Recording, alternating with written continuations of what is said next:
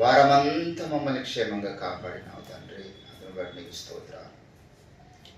సజీవుల లెక్కలో మమ్మల్ని ఉంచినావు తండ్రి, నీకు స్తోత్రాలు. కృప చూపించండి. జరగబోతున్నటువంటి ఆరాధన అంతటి ద్వారా మీరు మహిమ పొందండి. సకల పొంచి ఉన్న చీకటి దుష్ట దురాత్మ దయ్యపు అంధకార శక్తుల ప్రభావమును మీరు మాకు ఇచ్చినటువంటి అధికారమును బట్టి యేసుక్రీస్తు నామంలో గద్దిస్తూ బంధిస్తూ ఉన్నాం. మీ పరలోక ప్రసన్నత మా మీద కుమ్మరించండి. దేవా, మీ నామాన్ని కీర్తిస్తూ ఉంటుండగా మా స్తుతులు మీరు అందుకోండి. అయా, మీ యొక్క శరీర రక్తాల్లో మరలా ఒకసారి మేము ముందుకు సాగుచుండగా సమయోచిత కృప మీ ఆత్మ ద్వారా మీరు మాకు అనుగ్రహించమని ప్రార్థన చేస్తున్నాం. చేరువచ్చిన ప్రతి ఒక్కరిని బట్టి నీకు స్తోత్రాలు. ఇంకా రాబోతున్న వారికి క్షేమంగా నడిపించండి. ఏ ఒక్కరికి దుష్టుడు ఆటంకపరచకుండా సమాధానము, ప్రతి ఒక్కరికి సమయమును నీ యొక్క మందిరానికి రావడానికి అనుకూలతను మీరు దయచేయమని ప్రార్థన చేస్తూ సకల ప్రతికూల పరిస్థితులను యేసుక్రీస్తు నామములో కాల్చివేస్తున్నాం. నీ ఆత్మచేత అభిషేకించండి. వాక్యం చేత నాతో మాతో మీరే మాట్లాడి మహిమ ఘనత ప్రభావములు మీరే పొందుకున్నాం. యేసుక్రీస్తు నామమున ప్రార్థన చేస్తూ ఉంటున్నాం తండ్రి. ఆమేన్, ఆమేన్. దేవుని పరిశుద్ధ నామానికి స్తుతి కలుగును గాక.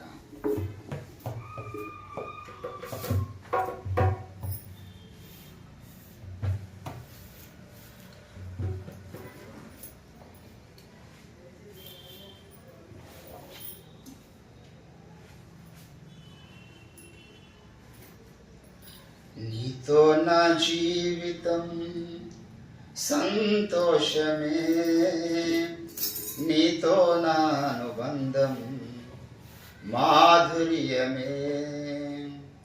నీతో నా జీవితం సంతోషమే, నీతో నా అనుబంధం మాధుర్యమే. నా యేసయ్యా కృప చూపుచున్నావు, వాత్సల్య పూర్ణుడవై. నా యేసయ్యా నడిపించుచున్నావు, స్ఫూర్తి ప్రదాతవై. నా యేసయ్యా కృప చూపుచున్నావు, వాత్సల్య పూర్ణుడవై. నా యేసయ్యా నడిపించుచున్నావు, స్ఫూర్తి ప్రదాతవై. ఆరాధ్యుడా యేసయ్యా, నీతో నా అనుబంధం మాధుర్యమే. ఆరాధ్యుడా యేసయ్యా, నీతో నా అనుబంధం మాధుర్యమే. వికరత్వాన్ని గల మార్గమునందు నన్ను సేవించిన నా ప్రియుడవు నీవే. వికరత్వాన్ని గల మార్గమునందు నన్ను సేవించిన నా ప్రియుడవు నీవు. కలనైన మరువను నీవు నడిపిన మార్గం, క్షణమైన వీడువను నీతో సహవాసం. కలనైన మరువను నీవు నడిపిన మార్గం, క్షణమైన వీడువను నీతో సహవాసం. ఆరాధ్యుడా యేసయ్యా, నీతో నా అనుబంధం మాధుర్యమే. ఆరాధ్యుడా యేసయ్యా, నీతో నా అనుబంధం మాధుర్యమే. సంతోషమందైనా శ్రమలయందైనాను నా కీర్తనకు ఆధారము నీవే.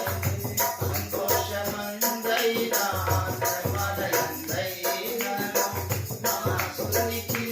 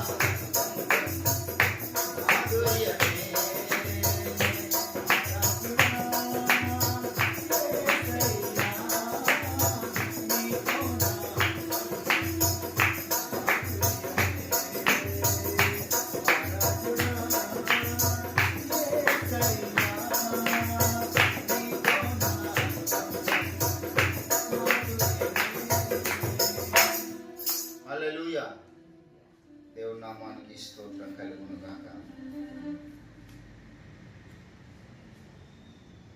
నావిక ఆదుకోవయ్యా అనే పాట పాడదాం. దేవునికి స్తోత్రం. నావిక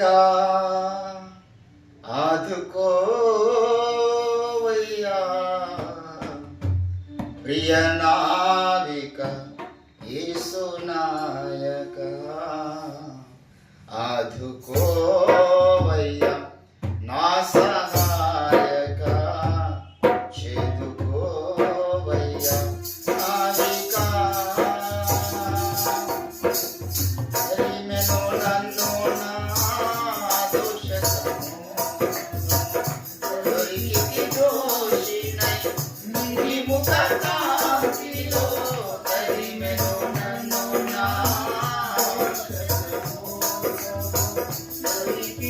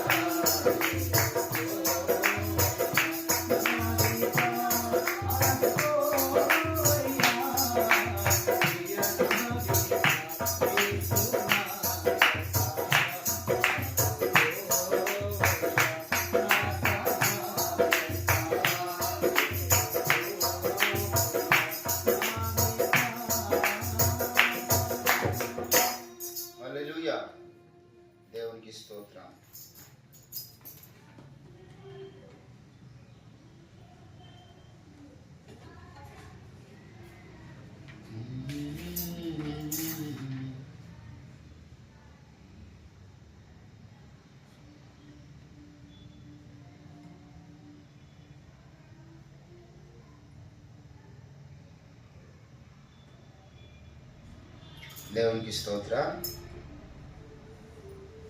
సువార్త పాటలు పాడదాం.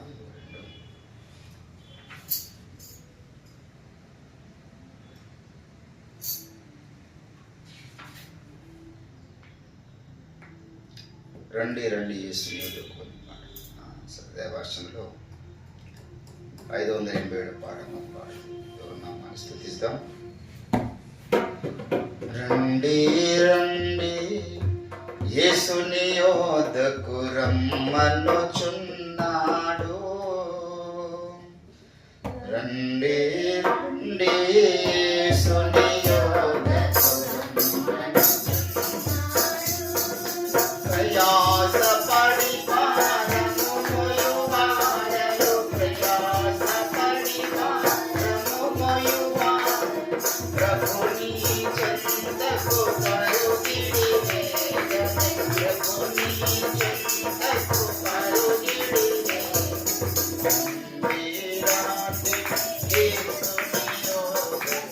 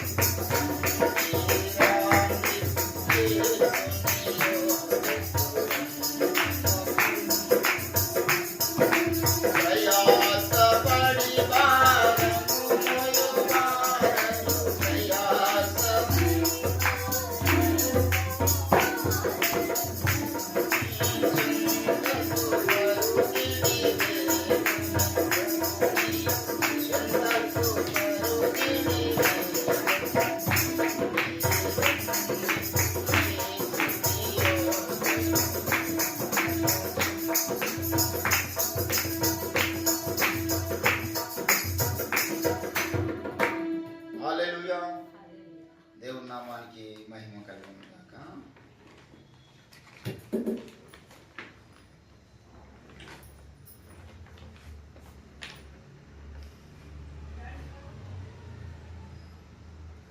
దేవునికి స్తోత్రం. కొన్ని పాటలు పాడుతూ మనం ప్రభు నామాన్ని కీర్తిస్తాం.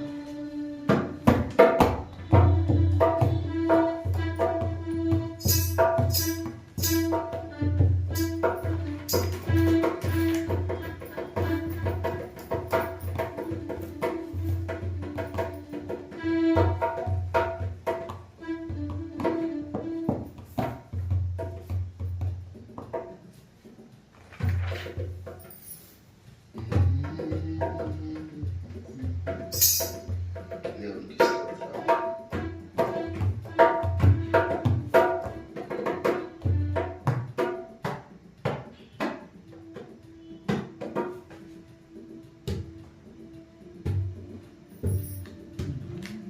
सिलवादे शीघ्र में छोड़ने का बलियाये निकोर के सुड़े सिलवादे शीघ्र में छोड़ने का बलियाये निकोर के सुड़े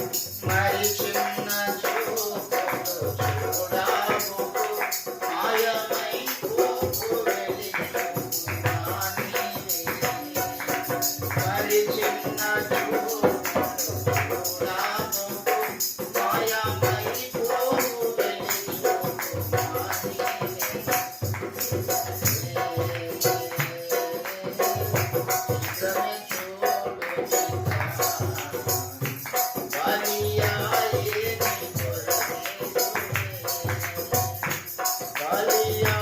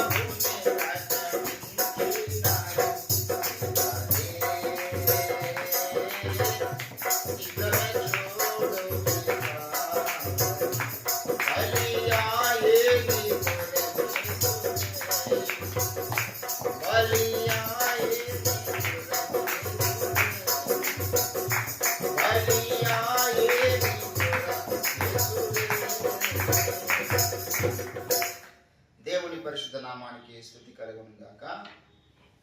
దేవుని బిడ్డలారా, చివరిగా ఒక చిన్న పాట పాడుకొని మనము దేవుని వాక్య ధ్యానంలోకి వెళ్దాం. స్తోత్రం.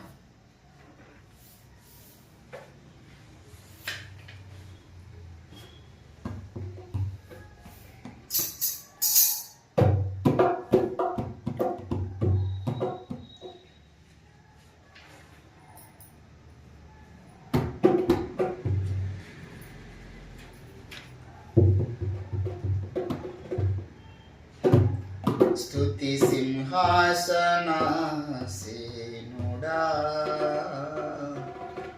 యేసు రాజా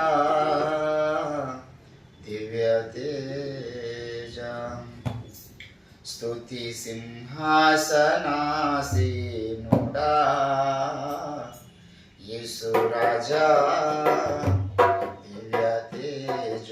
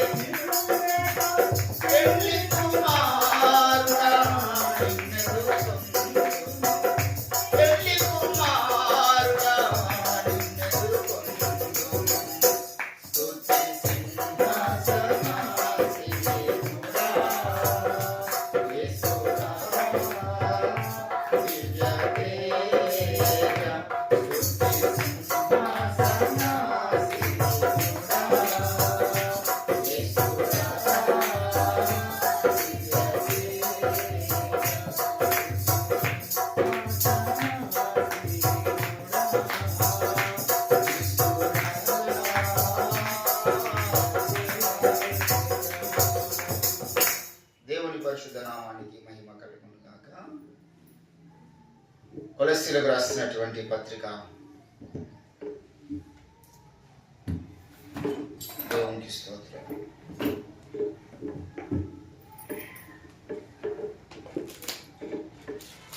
కొలస్సీలకు రాసినటువంటి పత్రిక దయచేసి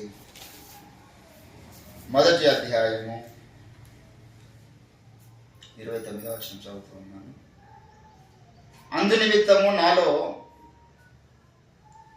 బలముగా కార్యసాధకము చేయు ఆయన క్రియాశక్తిని బట్టి నేను పోరాడుచు ప్రయాసపడుచు ఉన్నాను. చదువుకున్న లేఖన పరిశుద్ధ భాగమును దేవుడు మన వినికిడిలో ఫలింపచేయుగాక. ప్రభునందు నాకు అత్యంత ప్రియులారా, చదువుకున్న లేఖన పరిశుద్ధ భాగంలో మరి దైవజనుడైనటువంటి పౌలు భక్తుల యొక్క అల్టిమేట్గా ఆయన ఆశించినటువంటి ఫలితం గురించి మాట్లాడుతూ ఉన్నాడు. ఏ ఫలితాన్ని ఆశించి ఆయన భక్తి సాధన చేస్తున్నాడో, ఏ ఫలితాన్ని ఆశించి శ్రమలు, కష్టాలు, మరి ఆకలి దప్పికలు, అనేక పర్యాయములు జాగరణములు, అనేక పర్యాయములు ఓడ పగిలి శ్రమలలోను కష్టాల్లోను, ఇవన్నీ ఎందుకయ్యా అంటే నాకు ఒక గురి ఉన్నది అంటున్నాను. నా ప్రయాసం అనేటటువంటిది దేవుని యొక్క క్రియాశక్తిని బట్టి కొనసాగుతున్నటువంటి ప్రయాస. నా ప్రయాస ఇది వ్యర్థమైపోయేటటువంటి ప్రయాస కాదు. దేవుని బిడ్డలారా, ప్రతి పత్రికలో కూడా ఆయన హెచ్చరికలు జారీ చేస్తూ ఉంటాడు. దైవజనుడు తిమోతికి చెప్తూ ఉన్నాడు. చూడండి ఒకసారి తిమోతికి రాసినటువంటి పత్రికలో 2వ అధ్యాయము 15వ వచనంలో అంటున్నాడు, నువ్వు దేవుని ఎదుట యోగ్యులుగాను సిగ్గుపడనక్కరలేని పనివానిగా కనబడాలి. ఏంటండి, నీవు మాత్రమే కాదు, నీతో ఉన్న సంఘం కూడా కనబడాలి అంటాడు. తిమోతికి రాసినటువంటి మొదటి పత్రిక 4వ అధ్యాయము 16వ వచనంలో, నిన్ను గుర్చియో నీ బోధన గుర్చియో జాగ్రత్త కలిగి ఉండుము, వీటిలో నిలకడగా ఉండుము, నీవిలాగు చేసి నిన్ను నీ బోధ విని వారిని నువ్వు రక్షించుకొందువు అంటున్నాడు. దేవుని బిడ్డలారా, మన యొక్క జీవితంలో మన ప్రయాస వ్యర్థము కాకుండా ఉండాలి. క్రీస్తు న్యాయపీఠం ముందు పోయిన తర్వాత ఈ లోకంలో మనం ఏదో రీతిగా బతకొచ్చు. కొందరు కూలినాలు చేస్తూ బ్రతుకుతారు, కొందరు ధనవంతులు బ్రతుకుతారు, కొందరు దేవుడు నమ్మిన వారే బ్రతుకుతారు, కొందరు దేవుడు నమ్మిన వారు బ్రతుకుతారు, కొందరు స్త్రీలుగా, పురుషులుగా, చిన్నలుగా, పెద్దలుగా, మరి రకరకాల జోన్లలో ఉంటారు. భూమి మీద అందరూ ఒకటే జోన్లో ఉంటారని చెప్పలేం కదా. లేమిలో ఉన్నవారు కలరు, కలిమిలో ఉన్నవారు కలరు, వివాహమైన వాళ్ళు, వివాహం కాని వాళ్ళు, మరి వృద్ధులు, బాలురు, యవనులు, ఎన్నో రకాల జోన్లలో ఉన్నటువంటి మనుషులు భూమి మీద కనబడతారు. కానీ పరలోక రాజ్యం పోయిన తర్వాత దేవుని బిడ్డలారా, వీరందరికీ దేవుడు వారి వారి కష్టము చొప్పున వారికి జీతం ఇచ్చుటకు ఆయన యుద్ధ సిద్ధపరచుకున్నాడంట. వారు పడినటువంటి ప్రయాసకు ప్రతిఫలంగా దేవుడు వారికి ఏమి ఇవ్వబోతున్నాడంటే జీతం ఇవ్వబోతున్నాడు. ఈ లోకంలో ప్రయాసపడి వారు చాలా మంది ఉన్నారు. యేసుప్రభు అన్నాడు, ప్రయాసపడి భారం వేచున్న సమస్త జనులారా అన్నాడు. అంటే లోకంలో చాలా మంది చాలా రకాల కార్యక్రమాల కొరకు ప్రయాసపడుతున్నారు. చాలా జీవిత మనుగడలో జీనేగ్లీ అంటారు కదా, బ్రతకడానికి ఎంతో ప్రయాస, పొద్దున్న లేచిన మొదలుకొని రాత్రి వరకు కష్టపడుచు పని చేస్తూ జీవనం కొనసాగించే వాళ్ళు ఉన్నారు. విచిత్రం అనిపిస్తుంది నాకు కొన్నిసార్లు. దేవుని బిడ్డలారా, మరి కొంతమంది ధనవంతులుగా ఉండి కూడా మరి శాంతి లేకుండా జీవిస్తున్న వాళ్ళు కలరు. పేదవాడిగా ఉంటూ రోజుకు 200-300 మేస్త్రి పనికి పోయి 500 సంపాదించుకొని హ్యాపీగా జీవనం కొనసాగించే వాళ్ళు ఉన్నారు. నిన్నటి దినాన గట్కేసర్లో ఒక అమ్మాయి సూసైడ్ చేసుకున్నది. ఆమె చాలా ఉన్నతమైనటువంటి జాబ్ చేస్తున్నది. తన భర్త ఫారెన్లో ఉన్నాడు, అమెరికాలో జాబ్ చేస్తున్నాడు, ఆమె ఇండియాలో ఉంది సాఫ్ట్వేర్ ఎంప్లాయ్. 2 బిడ్డలు. వాళ్ళు అబ్బాయి చదువుతున్నాడు, అమ్మాయి చదువుతుంది, ఇంటర్మీడియట్ ఆ స్టేజ్లో ఉన్నారు. మరి ఏం జరిగిందో తెలియదు. ఆమెకు మనిషి పెద్ద ఇల్లుంది, రాజభవన్ లాంటి ఇల్లుంది, 2-3 కోట్ల ఇల్లుంది. పొద్దున్నే ఈరోజు చూస్తాను న్యూస్, అది రాత్రి జరిగిన సంఘటన. అంత మంచి ఇల్లు ఉంది, కోట్ల రూపాయల ప్రాపర్టీస్ ఉన్నాయి, మంచి క్వాలిటీ ఎడ్యుకేషన్ వారి పిల్లలక ఇప్పిస్తున్నారు. భర్త అమెరికాలో ఉన్నాడు. ఏం జరిగిందయ్యా అనేది ఇప్పటిదాకా ఇంకా పోలీసులకు కూడా తెలుస్తలేదు. దాని మీద ఇన్వెస్టిగేషన్ జరుగుతుంది. విచిత్రం అనిపించింది నాకు, ఎంత తెలివి తక్కువ పని చేసింది. ఆ ఇద్దరు ఎవరు బిడ్డలు మరి డిగ్రీ ఒకరు ఇంటర్మీడియట్ ఒకరు చేస్తున్నటువంటి ఆ పిల్లలైనా మరి ఇది తప్పు మమ్మీ ఎందుకు ఈ పని చేస్తున్నామని అనలేకపోయినారు. రాత్రి 1 గంటలకు వెళ్ళి ట్రైన్ కింద పడ్డది పిల్లల్ని వేసుకొని. ఇద్దరు పిల్లలు కూడా, ఇద్దరు ఎవరి బిడ్డలు ఆమె. మరి ఏం జరిగింది, ఇంట్లో ఏమైనా టార్చర్ ఉందా తనకు అనేది మనకు తెలియదు. భర్త ద్వారా ఏమైనా టార్చర్ ఉందా, లేకపోతే పనిచేస్తున్న ప్లేస్లో టార్చర్ ఉందా, ఎక్కడ ఏమున్నా ఆ స్థలాలు మార్చేసేయాలి. భర్త ద్వారా టార్చర్ ఉంటే భర్త మొదలుపెట్టేసి హ్యాపీగా సింగిల్ లైఫ్ లీడ్ చేయి. లేకపోతే నీకు ఇంట్లో టార్చర్ ఉంటే ఇల్లు విడిచిపెట్టి వెళ్ళిపో. ఒక ఉద్యోగంలోనే టార్చర్ ఉంటే ఉద్యోగం మానేసి. ఆ పసిపిల్లల ప్రాణమును ఇద్దరు మంచి యంగ్ స్టార్స్ ఉన్నారు.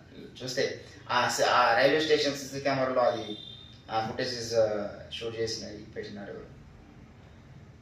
ట్రైన్ కింద పడ్డారు. ఆ ట్రైన్ ఉన్న మొత్తం 2 కిలోమీటర్ల దూరం మూసుకుపోయింది. వారికి దానికి ఏదైనా ఒక మూలం తట్టిందంటే వారి షర్టో వారి ప్యాంటో మూసుకుపోతూనే ఉంటుంది. తర్వాత ఎక్కడ అడవిలో వారి డెడ్ బాడీస్ దొరికినాయి. దేవుని బిడ్డలారా, ఈరోజు అంటే అన్ని కోట్లు ఉన్న ఆమెకి ఏం లేదు, శాంతి లేదు. అంత పెద్ద రాజభవనంలో ఇల్లు ఉంది, భర్త అమెరికాలో జాబ్ చేస్తున్నాడు, ఆమె మంచి సాఫ్ట్వేర్ ఎంప్లాయ్. మరి ఏ సైతాన దాడి జరిగిందో తన మైండ్ మీద తెలియదు. తన మైండ్ ప్రెషర్ వల్ల పిల్లల ప్రాణాలు తీసింది. మరి ఆ పిల్లలు కూడా తెలివి తక్కువ వాళ్ళు మనకు అర్థమవుతా ఉంది. మరి ప్రాణం అనేది చాలా విలువైంది. ఇప్పుడు ఆ ముగ్గురు కూడా పోయి నరకంలో కళ్ళు తెరుస్తారు. సూసైడ్ తీసుకున్న వారు ఎవరు పరలోక రాజ్యానికి రారు. ఎందుకంటే వారి ఆత్మవిరాకారకు అధికారం లేదు.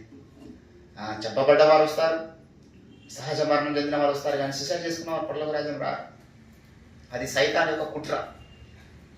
మరి ఇప్పుడు ఆమె ఎంతో ప్రయాసపడి ఉంటుంది డబ్బు సంపాదించడానికి. మరి ఎంతో ఉన్నతమైన జాబ్, రెడ్డి కుల కుటుంబానికి చెందినటువంటి ఫ్యామిలీ వారు, మంచి వర్గంలో ఆమెకి కుల పేరిట దూషించింది, పార్షియాలిటీ ఎవరైనా చూపించింది కూడా ఉండదు కదా. ఏదో మాలమాదిగలంటే లేకపోతే ఇంకొక జాతికి బీసీ వర్గం చెందిన వాళ్ళంటే కొంత పార్షియాలిటీ చూపిస్తారు కంపెనీస్లలో అని ఒక భావన ఉన్నది హైదరాబాద్లో. కానీ ఆమె రెడ్డి సామాజిక వర్గానికి చెందినటువంటి స్త్రీ. మరి ఎందుకు అట్లా చేసిందంటే నెమ్మది లేదు మనసులో. యశ్రమానందుకే ప్రయాసపడి భారం వచ్చిన సమస్త జనులారా నా యొక్క రండి, మీరు మీ సొంతంగా నెమ్మదిని పొందుకోలేరు, నా శాంతిని మీకు ఇస్తాను. ఈరోజు చాలా మంది వారి ప్రయాస ఈ లోకంలో ముగింపు అవుతున్నది. చివరికి నరకంలో వెళ్ళి కళ్ళు తెరుస్తున్నారు. అదే నరకంలో పడ్డ ప్రతి ఒక్కరు అనుకునేటువంటి అది నా జీవిత ప్రయాస వ్యర్థం అయిపోయింది. నా బ్రతుకులో నాకు ఇచ్చినటువంటి ఆయుష్కాలంలో దేవుడు 40 ఏళ్ళలో, 50 ఏళ్ళలో, 60 ఏళ్ళలో, 70 ఏళ్ళలో, అధిక బలం ఉన్న 80 ఏళ్ళలో, ఈ 80 సంవత్సరాల ప్రాయంలో ఒక్కసారైనా యేసయ్యా నా పాపాలు క్షమించని అనగలిగి ఉంటే, ఒక క్షణమైన యేసయ్యా నీ రక్తం ఉన్న పాపాలు కడగని ఉంటే, ఎన్నోసార్లు నాకు చర్చిలు కనబడ్డాయి రోడ్డు పండి పోతున్నప్పుడు, ఎన్నోసార్లు నాకు సువార్త చెప్పే వాళ్ళు కనబడ్డారు, ఎన్నోసార్లు టీవీలో వాక్యం వినబడింది, సెల్ ఫోన్లో వాక్యం వినబడింది, దాన్ని ఇగ్నోర్ చేస్తూ వెళ్ళిపోయినారు. ఈ లోకంలో యాత్ర ముగించిన తర్వాత నరకంలో పటపట పండ్లు కొరుకుతూ ఏడుస్తూ ఉన్నప్పుడు గుర్తొస్తారు, అయ్యో నా ప్రయాస వ్యర్థమైపోయింది భూమి మీద అని. ఒక నిమిషం ఏదో ఒక క్షణంలో అయినా ఏదో ఒక టెంపుల్, ఒక చర్చి ముందు ఏదో ఒక స్వార్థికుడు వాక్యం చెప్పినప్పుడు కనీసం వారి మనసులో యేసయ్యా నీ రక్తం నన్ను కడుగు ప్రభువా, నీవే నిజమైన దేవుడవు, నిత్య జీవమై ఉన్నాను తండ్రి అని వారు అనగలిగి ఉంటే, వాళ్ళు బాప్తిసం పొందకపోయిన దేవుడు నరకంలో లేడండి. ఆ మాట కనుక అనగలిగి వారు పశ్చాత్తాపడి మారు మనసు పొంది ఒకరు చచ్చిపోతే దేవుడు తన ప్రణాళికలు రాసుకుంటాడు వాని పేరు. కానీ ఒకటి పర్లవ రాజ్యంలో ఏదో ఒక మూల ఉంటాడు. వానికి బహుమానం ఇవ్వకపోవచ్చు, కిరీటం ఇవ్వకపోవచ్చు, పదవులు ఇవ్వకపోవచ్చు, కానీ పరలోక రాజ్యంలో ఉంటాడు వాడు. సిలువ సువార్తను నిర్లక్ష్యం చేయకూడదు.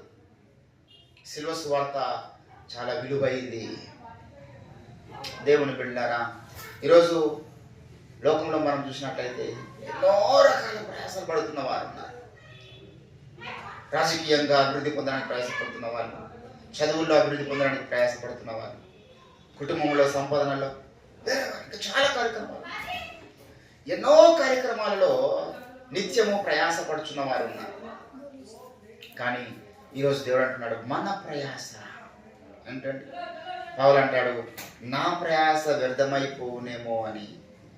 ఏంటంటే కొరింథీయులకు రాసినటువంటి పత్రిక దయచేసి 10వ అధ్యాయం 26వ వచనంలో అంటున్నాడు. ఏంటండి 9:26 కొరింథీయులకు రాసినటువంటి పత్రిక 9వ అధ్యాయం 26వ వచనం. కాబట్టి నేను గురి చూడని వాని వలె పరిగెత్తువాడను కాను, గాలి కొట్టుకొని పోనట్టు నేను పోట్లాడలేదు. ఇతరులకు నేను ప్రకటించిన తర్వాత నేనే భ్రష్టుడనవుతున్నేమో అని నా శరీరమును నల్లగొట్టుకొనుచూ ఉన్నాను. ఒకవేళ నేనే మరి భ్రష్టునైపోతానేమో, అందరికీ బోధించి సువార్త చెప్పి పాటలు పాడి నా దేవుడు గొప్పవాడు, నా దేవుడు ఇదే అని చెప్పేసి నాలోనే ప్రార్థించుతాం లేదనుకో. ఏంటండి ఆలోచించండి. స్టేజ్ మీదనేమో అద్భుతంగా పాటలు పాడుతున్నాను, స్టేజ్ మీదనేమో అద్భుతంగా వాక్యం చెప్తున్నాను, ప్రజలను వెళ్ళినప్పుడు అద్భుతంగా క్రీస్తు బిడ్డగా నేను కనబడుతున్నాను. కానీ నా వ్యక్తిగత జీవితంలో ప్రార్థన, నా వ్యక్తిగత జీవితంలో పరిశుద్ధత, నా వ్యక్తిగత జీవితంలో నమ్మకత్వం లేకపోతే ఆడికి పోయిన తర్వాత సిగ్గుపడతాడు వాడు. ఈ లోకంలో మంచిగా చలమని అవ్వచ్చు. ఈ లోకంలో ఎవరైనా ఏ తప్పు చేసిన వాడైనా వాడు అందరికి కనబడే రీతిగా తప్పు చేస్తాడు. చెప్పండి. అంటే దొంగతనం చేసేవాడు ఎప్పుడు చేస్తాడు? ఎవ్వరు చూడనప్పుడు దొంగతనం చేస్తాడు. నరహత్య చేసేవాడు ఎవ్వరు చూడనప్పుడు నరహత్య చేస్తాడు. వ్యభిచారం చేసేవాడు ఎవ్వరు చూడనప్పుడు వ్యభిచారం చేస్తాడు. ఏ పాపమైనా మీరు తీసుకోనండి. ఈ లోకంలో ఎవ్వరికి తెలియదు. మనుషులకు అవతల గొడవసారికి పోయి ఏమైనా చేస్తే మనకు కనిపించరు. కానీ దేవుని కనబడిన స్థలం ఉందా? దేవుడు మన హృదయాంతరంగాలను చూస్తున్నవాడు ఉన్నాడు. హల్లెలూయా. మన కూర్చుంటా మనం లేచడానికి చూస్తూ ఉన్నాడు. సో దేవుని కళ్ళకు మనం ఎట్లుండాలంటే ఎప్పుడు కూడా ఆయన చూస్తున్న నిత్యము ఈజ్ వాచింగ్ మీ. దేవుని కళ్ళ దృష్టి నా మీద ఉన్నది. నేను ఆలోచిస్తున్న సమయాల్లో, నేను క్రియలు చేస్తున్న సమయాల్లో, నా ప్రవర్తన, నా రోడ్డు పండు వెళ్తున్నప్పుడు, కూర్చున్నప్పుడు, లేస్తున్నప్పుడు ఎవరైతే ఈ స్పృహ కలిగి ఉంటారో వారి జీవితంలో ప్రయాస వ్యక్తంగా ఉంటుందా? ఈ స్పృహ లేదనుకో ఏంటంటే, అందుకే లోకంలో చాలా మంచి సామెతలు ఉన్నాయి. మన గురుభక్తి ఉండాలి, పతిభక్తి ఉండాలి, దైవభక్తి ఉండాలి, మాతృదేవోభవ, పితృదేవోభవ, పతియే ప్రత్యక్ష దైవం. ఎందుకు చెప్పారు ఇవన్నీ? చెప్పండి. పతియే ప్రత్యక్ష దైవం అన్నారు. సో పతి ఏ రీతిగా మనకు ప్రత్యక్ష దైవం అవుతారు అంటే, నువ్వు దేవుడికి ఎంత భయపడతావో నీ భర్త కూడా అంతే భయపడాలి. దేవుడు గమనిస్తూ ఉంటాడు. నీ భర్తకు నువ్వు భయపడుతున్నావు, ఎట్లా భయపడుతున్నావు? నీ భర్త ఇంటికాడ ఉన్నప్పుడు మాత్రమే భయపడుతున్నావు ఆయనకు. భర్త బయటకు పోయిన తర్వాత మళ్ళీ నీకు భర్త భయం లేకుండా జీవిస్తున్నావు, అది కూడా దేవుడు చూస్తాడు. భర్త ఇంటికాడ ఉన్నప్పుడు ఒక రీతిగా బిహేవ్ చేస్తూ భర్త బయటకు పోయిన తర్వాత ఇంకో రీతిగా బ్రతికేవారు లేరా లోకంలో? ఆడలు భర్త కనులుగా ఇష్టానుసారంగా జీవించేవారు లేరా లోకంలో? భార్య కనులుగా ఇష్టానుసారంగా జీవించేవారు లేరా లోకంలో? తల్లిదండ్రుల కన్నులు కప్పి మాతృదేవోభవ అనేది ఎక్కడ పోయింది? పితృదేవోభవ అనేది ఎక్కడ పోయింది? అంటే తల్లిదండ్రుల ముందున్నప్పుడు మాత్రమే తప్పు చేయరు. బయటికి ఏమైనా అవకాశం దొరికింది, సింగిల్గా లైఫ్ లీడ్ చేయడానికి అవకాశం దొరికింది అనుకో, విచ్చలవిడే జీవితానికి అలవాటుపోతారు. ఏంటంటే అంటే ఈ లోకంలో దేవుడు గమనిస్తారు. బాబు, నీకు ఒక తండ్రి ఉంటే, నీకు ఒక తల్లి ఉంటే, నీకు ఒక భర్త ఉంటే, నువ్వు వారికి ఎంతగా భయం కలిగి జీవిస్తావో అది గమనిస్తాడు దేవుడు. నా తండ్రికి భయపడను, నా తల్లికి భయపడను, నా భర్తకు భయపడను, దేవుడికి మాత్రమే భయపడతాను దేవుడు ఒప్పుకోడు. బైబిల్లో దేవుడు అటువంటి చట్టాలు పెట్టలే. దేవుని బిడ్డలారా, ఈరోజు మన ప్రయాస అనేటటువంటిది దేవుడు చూస్తూ ఉన్నాడు. ఇక్కడ అంటున్నాడు, ఇతరుల మీద ఒకవేళ బోధించి నేనే భ్రష్టునైపోతానేమో, నా ప్రయాసనే వ్యర్థమైపోవునేమో అని నేనేం చేస్తున్నాను? దినదినము నన్ను నలగొట్టుకొనుచున్నాను. భక్తి సాధనలో కీలకమైనటువంటి ఘట్టం. మన ప్రయాస వ్యర్థం కాకూడదంటే గమనించాలి. మనం కనీసం వారానికి ఒక రోజున ఉపవాస ప్రార్థన చేయాలి. మన శరీరం మన కంట్రోల్లో ఉంటుంది. ఎందుకంటే వారం అంతా దాన్ని పెంచి పోషిస్తూ ఉంటుంది రకరకాల ఆహార పదార్థాలు పెట్టి. ఒక్కరోజైనా శరీరానికి మనం రెస్ట్ ఇచ్చినామనుకో ఆరోగ్యం బాగుంటుంది. అట్ ద సేమ్ టైం మనలో ఉన్నటువంటి సాధనకు సంబంధించినటువంటి నియమాలు, సాధనకు సంబంధించిన శోధన కాలిపోతుంది. దేవుని బిడ్డలారా, ప్రయాస వ్యర్థము అవ్వపోవునేమో అని అంటున్నాడు ఇక్కడ పౌలు భక్తుడు. నేను ప్రతి ఒక్కరిని క్రీస్తు న్యాయపీఠం ముందు సిగ్గుపడనక్కరని పని మనలు పెట్టాలి. అంటే నా నా నా నా నా యొక్క కాంగ్రిగేషన్, నా సంఘంలో ఉన్నటువంటి బిడ్డల యొక్క మనస్సు ఎట్లా ఉండాలి, వారి మైండ్ సెట్ ఎట్లా ఉండాలి, అది ప్రభు యొక్క ఉద్దేశం. ఎటువంటి మనస్సు గల వారిని నేను తయారు చేస్తున్నాను. చాలా మంది సంఘం, పెద్ద పెద్ద సంఘం ఉంటారు, ఎవరి మైండ్ ఎవరికి లోపడదు. ఎవరి చెత్త మైండ్లో అన్ని నింపుకున్న మనకు వందలాది లాభం ఏముండదు. ఉన్న 10 మంది అయినా ఏక మనసుతో దేవుని స్థుతించేవాళ్ళు, ఏక మనసుతో ప్రభుని ఆరాధించేవాళ్ళు, వారందరూ వాక్యానుసారమైన జీవితము లీడ్ చేసేవాళ్ళు ఉంటే ఎంత అద్భుతంగా ఉంటుందండి. నాకు తెలిసిన ఒక దైవజనుడు నడుస్తుంది, ఇంచుమించు ఆయన దగ్గర 100 మంది వస్తారు చర్చికి. మన దగ్గర 10 మంది వస్తారు, ఆయన దగ్గర 100 మంది వస్తారు. నేను అడిగాను, బ్రదర్ 100 మంది చర్చికి వస్తారు కదా, మరి అందరు దశంబాలు ఇస్తున్నాడు అడిగాను. ఒక్కరు ఇయ్యరు బ్రదర్ అన్నాడు. ఒక్కరు దశంబాలు ఇయ్యరు, 100 మంది కాంగ్రిగేషన్. ఇప్పుడు వాళ్ళని ఏమనాలి? అది మేలి బంగారం అనాలనా లేకపోతే గడ్డి మోపు అనాలనా? చెత్త. అటువంటి మనస్తత్వం, దేవుడి కొరకు సమర్పణ లేనటువంటి వాళ్ళు. మరి ఎంప్లాయీస్, గవర్నమెంట్ ఎంప్లాయీస్, ఇది అదని పేరుకు సంఘంలో ఉన్నతమైనటువంటి స్థానాలు, దేవుని భయం లేదు, వారి ప్రయాస వ్యర్థం కదా. అటు వారి ప్రయాస వ్యర్థమవుతుంది, చర్చకు వచ్చి దశంబాలు లేకపోతే నడిపిస్తున్న సేవకుని ప్రయాస కూడా వ్యర్థమవుతుంది అటువంటి వాళ్ళని నడిపించినందుకు. కాబట్టి ఈరోజు చాలా మంది దేవుని బిడ్డలారా ప్రయాసపడుతున్నారు, దేవుని కొరకు ప్రయాసపడుతున్నారు, కానీ సరైనటువంటి మనస్సు లేకుండా ప్రయాసపడుతున్నారు. అందుకే దావీదు ప్రార్థన చేశాడు, దేవా మరి నేను వ్యర్థమైన దాన్ని చూడకుండా నా కన్నులు తిప్పివేయి. రక్షింపబడిన తర్వాత సాతాను మన మనసును వ్యర్థమైన వాటిని తీసుకుపోతాడు దేవుని బిడ్డలారా. వ్యర్థమైనటువంటి సుఖాల వైపు, వ్యర్థమైనటువంటి ఆకర్షణల వైపు, వ్యర్థమైనటువంటి రిలేషన్స్ వైపు వాడు తీసుకెళ్తాడు, వ్యర్థమైనటువంటి సహవాసాల వైపు వాడు తీసుకెళ్తాడు. ఎందుకు ప్రార్థన చేశాడు దావీదు భక్తుడు? రక్షింపబడ్డ తర్వాత మనం అనుకుంటాం, రక్షింపబడకన్నా ముందేమో మనం సాతాను యొక్క అధీనంలో ఉన్నాం, రక్షింపబడకన్నా ముందేమో సాతాను అధికారం కింద ఉన్నాం, రక్షింపబడకన్నా ముందేమో మన పరిపాలన మన మీద జరిగింది. రక్షింపబడిన తర్వాత వాడు ఏం చేస్తుంటే పరోక్షంగా మనల్ని పరిపాలిస్తాడు. రక్షింపబడకన్నా ముందేమో ప్రత్యక్షంగా పరిపాలన చేసిండు, రక్షింపబడిన తర్వాత పరోక్షంగా పరిపాలిస్తూ ఉంటాడు. ఇది ఇంకా డేంజర్.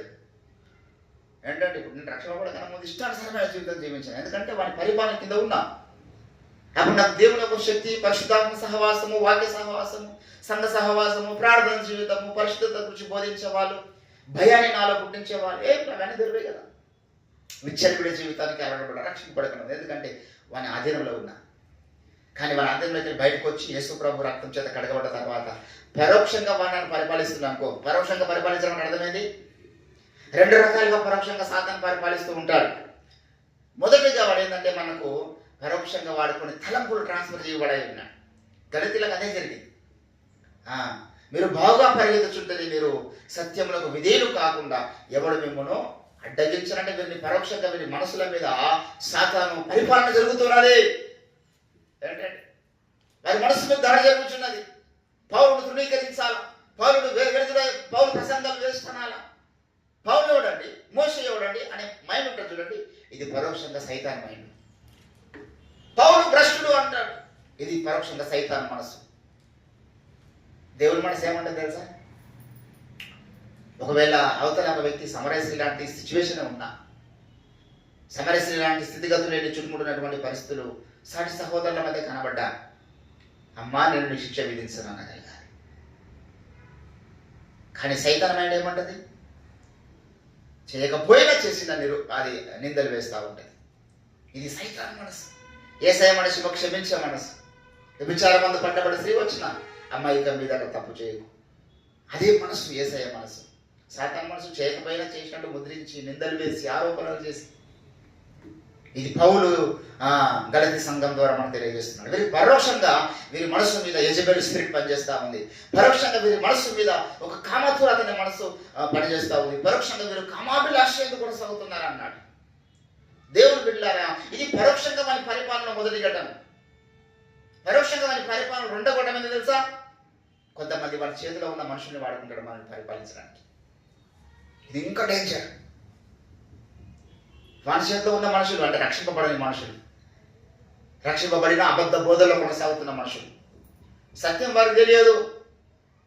ఏంటంటే అటువంటి మనుషుల సలహాలు కూడా మనకు కొన్ని సాధన చేస్తారు. మనం అనుకుంటాము, అరే ఆయన నాకు చాలా తెలిసిన వ్యక్తి అండి, మా బంధువు అండి. మీ బంధువు దేవుని నమ్ముకున్నాడా? నమ్మలేదు. నమ్మకపోతే మీ బంధువు కాదు, సొంత తల్లిదండ్రుల మాట అయినా వినోదు.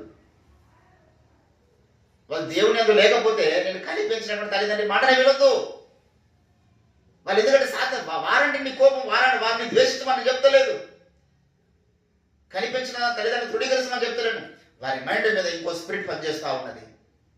వారు సాతాను అధికారం మీద ఉన్నారు. వారు నా తల్లిదండ్రులే కావచ్చు, నన్ను రక్తం పంచుకొని వారి కడుపు నేను పుట్టినాను, వారి బాగోగులు నేను చూస్తాను, వారికి అవసరమైంది నేను పెడతాను.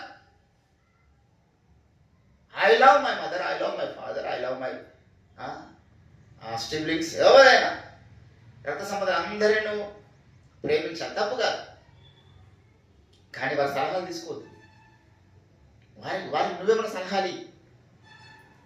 నేను దగ్గర పోయినప్పుడు కొలీగ్స్ దగ్గరికి కొన్నిసార్లు వెళ్ళిన సందర్భాల్లో ప్రార్థన చేసి వస్తాం. వాళ్ళు ఏమైనా సలహాలు ఇస్తే తీసుకో. ఇక్కడ జాతర ఉన్నది, మైసమ్మ జాతర, పోషమ్మ జాతర ఉన్నది, సమ్మక్క సారక జాతర ఉన్నది, రెడ్డి బ్రదర్ పోదామని అన్నాడు. అక్కడ పోయి మనం ప్రార్థన చేసి రావడం మట్టుకే మన పని. వాళ్ళు కూడా మన సలహాలు ఇస్తారు, అక్కడ బాగుంటుంది, ఇది బాగుంటుంది, అది బాగుంటుంది, చూడండి రండి అంటే స్వీకరించు. ఎందుకు? పరోక్షంగా సాతాను పరిపాలించని చూస్తున్నాడు. ఇక్కడ ఈరోజు దేవుని బిడ్డలారా, పరోక్షంగా పరిపాలన 2 ఘటములలో మనుషులు ఉన్నారు, కనబడని చీకటి శక్తులు ఉన్నాయి. అందుకే దావీదు అంటున్నాడు, ప్రభువా వ్యర్థమైన దానిని చూడకుండా. అంటే వ్యర్థమైన ఎక్కడెక్కడ చెప్పండి. ఇప్పుడు కొంతమంది మనుషుల ద్వారా వ్యర్థమైన తలంపుమాలకు వస్తున్నాయి, వ్యర్థమైన ఆలోచనలు వస్తున్నాయి. కొంతమంది వ్యర్థమైన మనుషులే మన జీవితంలోకి రావడానికి అవకాశం ఉంటుంది. ఇంకా డేంజర్ అది, ఇంకా డేంజర్. ఇక జీవితకాలం అంతా సఫర్ అవ్వాల్సిందే. వ్యర్థమైన మనసు, దేవుని ప్రణాళికలు, దేవుని భయం లేని వ్యక్తి కనుక మన జీవితంలోకి వస్తాయి. దేవుని భయం లేని భర్త, దేవుని భయం లేని భార్య మన జీవితంలోకి వచ్చినాక ఎంత టార్చర్ అది. జీవితాంతం కూడా సఫర్ అవుతుందా, లేకపోతే నేను దినాన పోయి గట్కేస్తారు రైట్ కింద పడ్డట్టు పోయి సావా. ఆ టార్చర్ తట్టుకోలేక దేవుని బిడ్డలారా, అందుకే వివాహ జీవితములో దేవుని చిత్తం. అయ్యగారు ట్రాన్స్లేషన్ చేసిండు ఆ బుక్, నీడల దేవుడు తమని పిలుపైనటువంటి పుస్తకంలో జీవిత భాగస్వామి పట్ల దేవుని సంకల్పం అనేది చదవాలి ఖచ్చితంగా. పెళ్లి కాకముందు చదవాలి, పెళ్లి అయినాక చదివితే లాభం లేదు. పెళ్లి కాక ముందు చదివితే హౌ టు ప్రిపేర్, పెళ్లి కొరకు ఎట్లా సిద్ధపడాలో తెలుస్తుంది. నేను ఆ బుక్ పెళ్లి కన్నా ముందే 4 సార్లు చదివాను. 4 times I read that book. జిఎంఆర్లో ఉన్నాం, 4 సార్లు చదివి జీవిత భాగస్వామి పడ్డ సంకల్ప. నేను చాలా అసలు వివాహం చేసుకోకుండానే సేవ చేద్దామనే ఉద్దేశంతో జీవించాను 30 సంవత్సరాలు. 30 సంవత్సరాలు కంప్లీట్ అయినాక పెళ్లి చేసుకున్నాను. చేసుకోవద్దు అనుకున్నా, పరిచయం అట్లా ఉండిపోదాం అనుకున్నా. ఆ బుక్ చదివిన తర్వాత నేను ప్రార్థన చేశాను, ప్రభువా నీ సంకల్పంలో నాకు వివాహం అవ్వాలని నిర్ణయిస్తే, నేను వివాహ జీవితం ద్వారా పరిశుభ్రం ముందుకు సారని నువ్వు అనుకుంటే, నీ చిత్తానుసారమైన జీవిత భాగస్వామిని నన్ను నా జీవితంలోకి రప్పించాలని ప్రార్థన చేశాను. 2 సంవత్సరాలు ప్రార్థన చేశాను. ఎవరో అమ్మాయి నాకు తెలియదు, ప్రార్థన మాత్రం చేశాను. దేవుని బిడ్డలారా, కానీ ఈరోజు మనం గమనించాల్సిన విషయం ఏంటంటే, దేవుని భయముతో మనం జీవించాలి. దేవుని చిత్తానుసారమైనటువంటి యాత్రలో మనం ముందుకు కొనసాగాలి. లేకపోతే మన ప్రయాస వ్యర్థమైపోతుంది. దేవుని ప్రణాళికలు లేనటువంటి జీవిత భాగస్వామి నా జీవితంలోకి వస్తే నా ప్రయాస వ్యర్థమైపోతుంది. దేవుని ప్రణాళికలు లేని పిల్లలు నాకు పుడితే నా ప్రయాస వ్యర్థమైపోతుంది. దేవుని ప్రణాళికలు లేనటువంటి స్నేహితులు నాకు వేస్తే నా ప్రయాస వ్యర్థమైపోతుంది.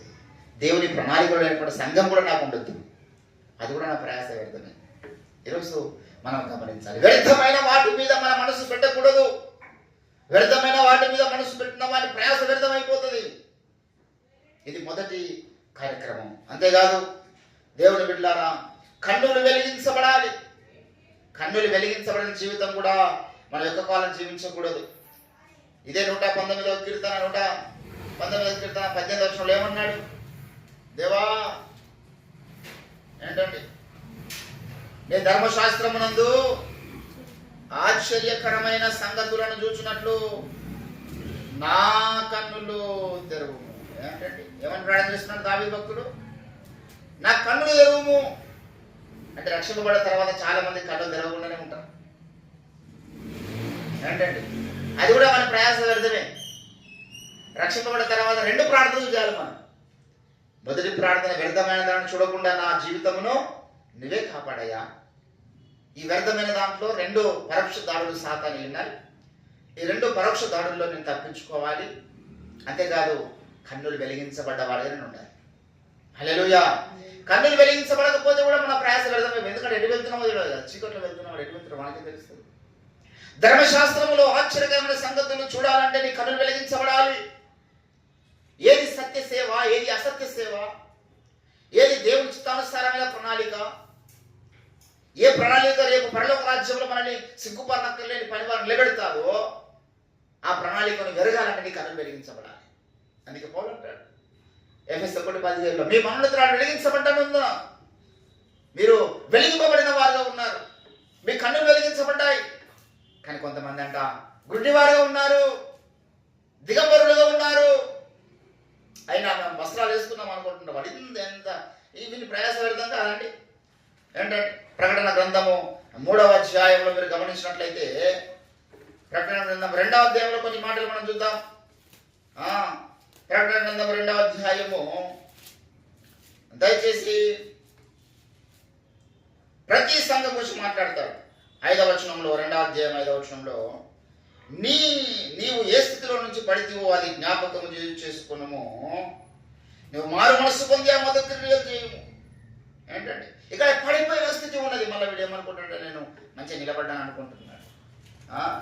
3వ అధ్యాయము దయచేసి 16వ వచనం, నువ్వు వెచ్చగానైనాను చల్లగానైనాను ఉన్నాయడలా నీకు అది మేలుగా, నువ్వు నిలవెచ్చ స్థితిలో ఉన్నావు, ఇది నీ ప్రయాస వ్యర్థమవడానికి కారణం అంటున్నాడు.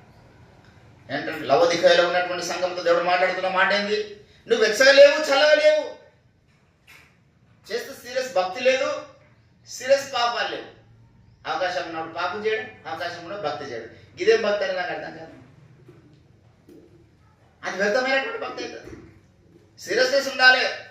అవకాశం ఉన్నప్పుడు ప్రార్థిస్తాము, అవకాశం లేకపోతే అవకాశం ఉన్నప్పుడు చర్చకు వస్తాము, లేకపోతే రాము. అవకాశాలు లేవు కాబట్టి పాపాలు చేస్తలేము, అవకాశాలు వస్తే పాపాలు కూడా చేస్తాం.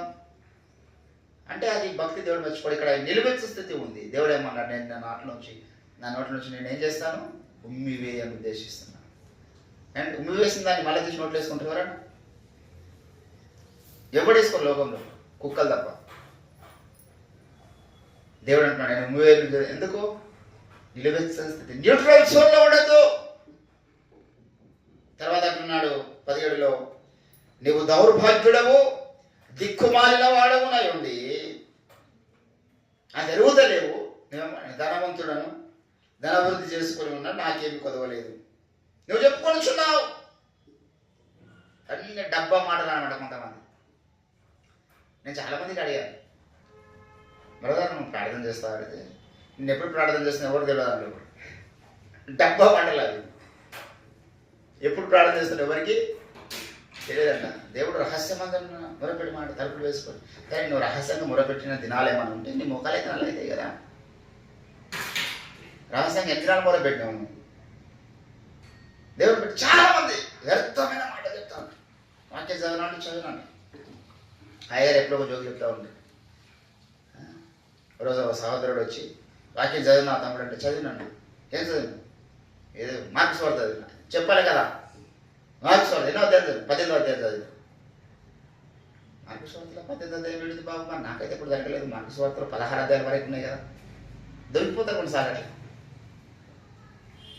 ఏంటంటే అబద్ధాలు చెప్తే నిలబడవు కదా. దేవుని బిడ్డలారా, చాలా మంది ఇక్కడ లేనివి ఉన్నట్టు, ఉన్నవి లేనట్టు చెప్పేవాళ్ళు ఉన్నారు. డబ్బా మాటలు, డంబపు మాటలు. ఏంటంటే తర్వాత ఇంకంటున్నాడు, ఇంకో సంఘం కన్నట్లుండి ఒకసారి, నువ్వు దిగంబరుడు, దిక్కుమాలిన వాడు. తర్వాత ఒక సంఘానికి ఏమో జీవించుచున్నావన్న పేరు మాత్రమే నీకున్నది. ఏంటండి? జీవించున్నా పేరు మాత్రమే నీకున్నది, కానీ నీవు మృతుడవే అన్నాడు.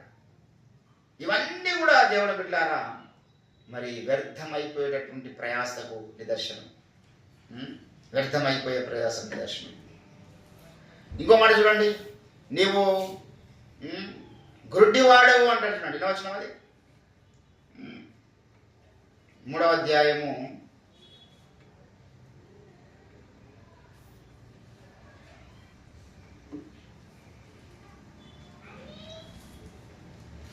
2:3 ఉంటాయి ఈ పాయింట్లన్నీ కూడా.